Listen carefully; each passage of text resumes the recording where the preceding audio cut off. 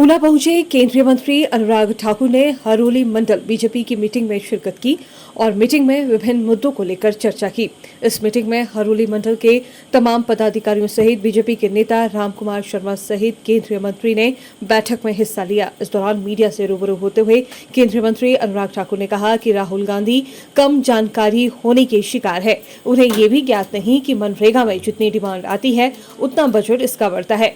उन्होंने कहा कि कांग्रेस सरकार के कार्यकाल में मात्र 30,000 करोड़ रुपए भी मुश्किल से कांग्रेस द्वारा खर्च किए गए हैं, जबकि मनरेगा पर भारतीय जनता पार्टी के कार्यकाल में हर साल बजट बढ़ा है। कांग्रेस सत्ता में आने के लिए कुछ भी वायदे करती है।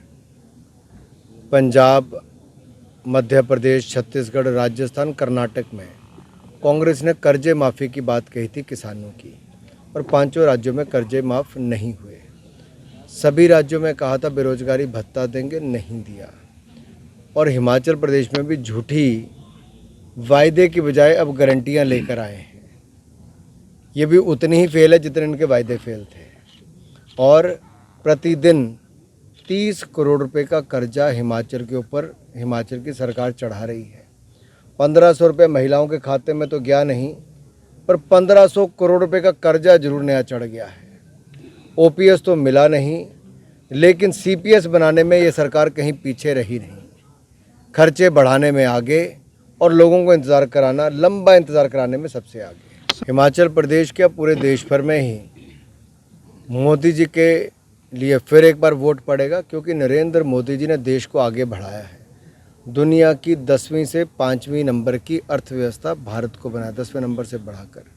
ये अपने आप में दिखाता है कि मोदी जी के नेतृत्व में देश आगे बढ़ा है। जब अर्थव्यवस्था बढ़ती है तो उसको गरीब को सबसे बड़ा लाभ मिलता है, क्योंकि 3.5 करोड़ गरीबों को पक्के मकान मिले, 80 करोड़ लोगों को अनाज मिला मुफ्त में, 6 करोड़ लोगों को नलके के नए कनेक्शन मिले, 9.5 करोड़ महिलाओं को रसोई गैस के सिलेंडर मिले, 11 करोड़ किसानों को 2,26,000 करोड़ रुपया किसान सम्मान निधि मिली। अब ये सारे वर्गों के लिए तो मोदी सरकार ने किया ही है।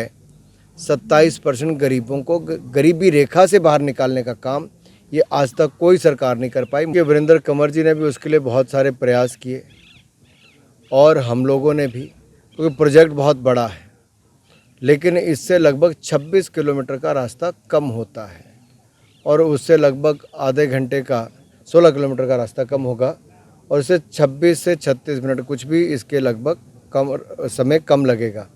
तो ये अपने आप में जनता के लिए बहुत बड़ा सौगात ये मोदी सरकार की होगी। इसके ऊपर डिटेल डीपीआर बनने का काम लगभग पूरा हो गया है। राहुल गांधी जी कम जानकारी होने के शिकार हैं।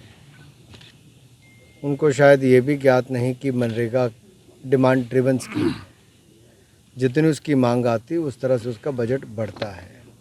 और मैं उनको याद करवाना चाहता हूँ कि जब कांग्रेस की सरकारें थी, यूपीए की सरकार के समय मात्र 30,000 करोड़ रुपये भी मुश्किल से खर्च कर पाते थे मनरेगा की योजना पे।